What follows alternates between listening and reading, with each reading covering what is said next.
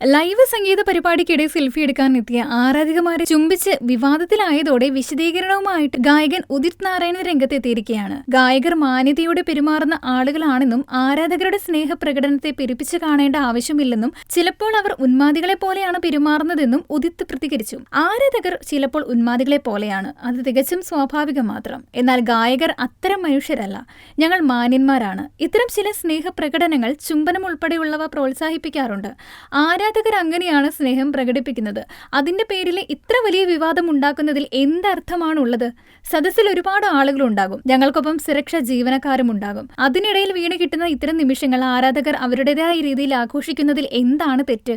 ഇത്തരം ലൈവ് വേദികളിൽ മാത്രമാണ് ആരാധകർക്ക് ഞങ്ങളെ അടുത്ത് കാണാനുള്ള അവസരം ലഭിക്കുക. ആരാധനയുടെയും സന്തോഷത്തിന്റെ ഉന്മാദ അവസ്ഥയിലായിരിക്കും അവർ. ആരാധിക്കുന്നയാളെ കാണാനും സ്പർശിക്കാനുമൊക്കെ ചിലർ ആഗ്രഹിക്കും. ചിലർ ഒന്ന് തൊട്ടാൽ മതി, ചിലർ കയ്യിൽ ചുംബിക്കും, അവസരം കിട്ടിയാൽ ചിലർ കെട്ടിപ്പിടിക്കും, ഉമ്മ വയ്ക്കും. ഇതൊക്കെ ആരാധകരുടെ ഓരോ തരം ഭ്രാന്തുകളാണ്. അതിനൊന്നും ഇത്രയും ശ്രദ്ധ കൊടുക്കേണ്ട ആവശ്യമില്ല. ദേശീയ മാധ്യമത്തിന് നൽകിയ അഭിമുഖത്തിൽ ഉദിത് നാരായണൻ പറഞ്ഞതിങ്ങനെയാണ്. അതേസമയം ചുംബന രംഗങ്ങൾ പ്രചരിച്ചതോടെ ഉദിത് നാരായണനെതിരെ വ്യാപകമായ വിമർശനങ്ങളും ഉയരുകയാണ്.